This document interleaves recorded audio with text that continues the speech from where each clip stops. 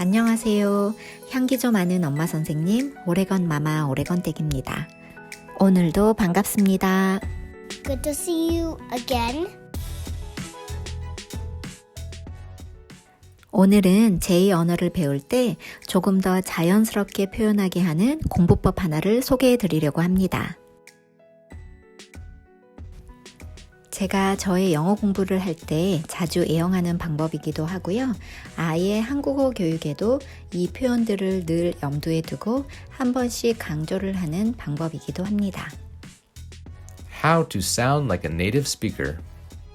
How to sound like a native speaker.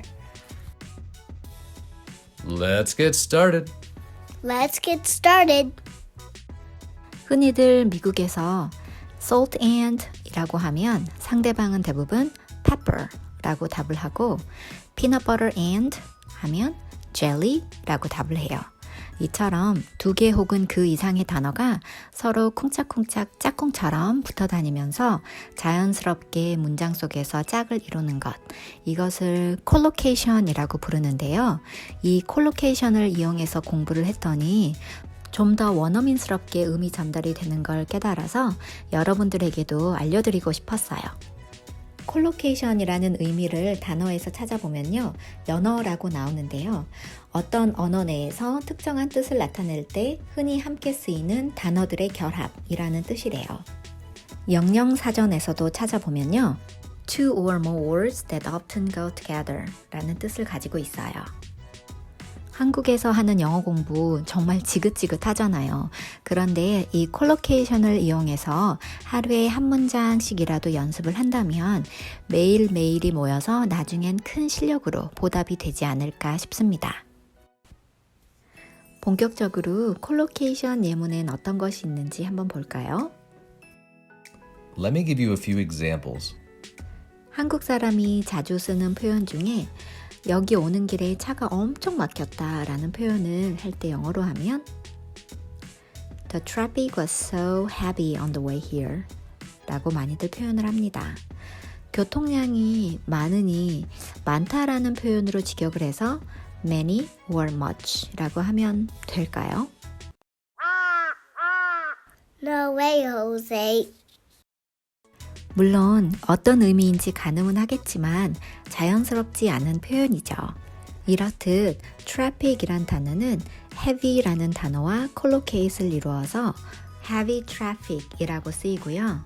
또 다른 예로 담배를 많이 피우는 사람을 heavy smoker라고 하지 strong smoker나 big smoker라고 하지 않아요.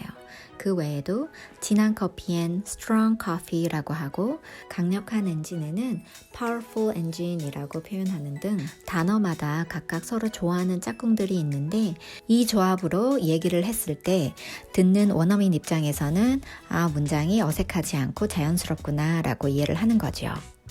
반대로 한국어에도 이런 콜로케이션 조합은 많이 있어요. 머리를 감다, 얼굴을 세수하다, 손을 씻다 등 영어에서는 모두 다 씻는다는 의미인 wash를 이용해서 wash hair, wash face, wash hands 등 wash라는 동사 하나로 간단히 표현이 되는데 한국어로는 머리에는 감다, 얼굴은 세수하다, 손발은 씻다로 표현을 하는 거지요. 왜 이렇게 써왔는지는 잘 모르겠어요. 하지만 외국인이 우리에게 머리를 씻고 얼굴을 감아야지 라고 표현을 한다면 대충 의미는 알아듣지만 어색한 표현이 되는 거지요. 이는 한국어의 콜로케이션에 어긋나기 때문인데요.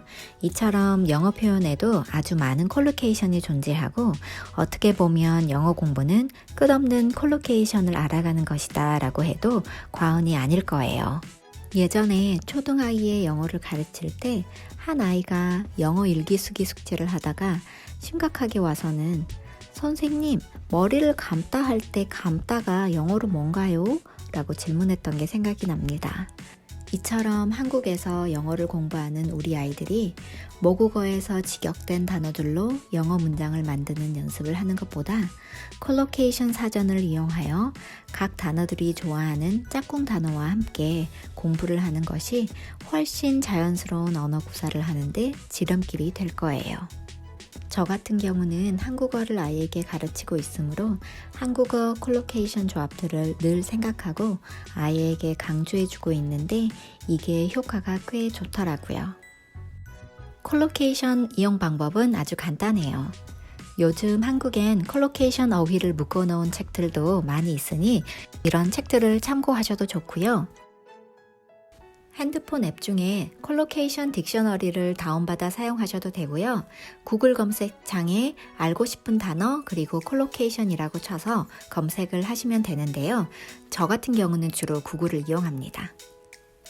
예를 들어서 미소를 짓다의 스마일이라는 단어의 콜로케이션을 알아보면요.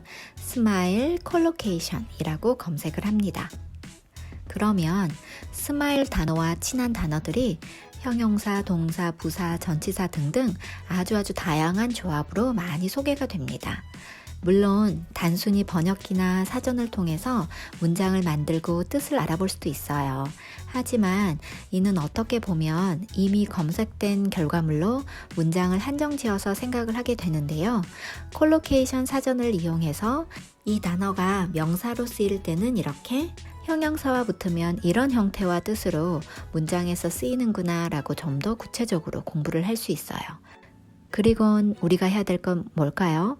그 표현으로 만든 문장을 무한 반복하고 외우고 본인의 것으로 만드시는 거예요. 이 과정이 어렵지만 무한 반복 잊지 않으셨지요? 다음 영상에서는 이 콜로케이션을 이용한 문장들을 함께 익혀보는 수업 시간으로 찾아오겠습니다. 영어 실력도 쑥쑥, 한국어 실력도 쑥쑥, 우리 함께 같이 높여볼까요? 그럼 다음 시간에 만나요. 오늘도 봐주셔서 정말 감사합니다. Thank you for watching.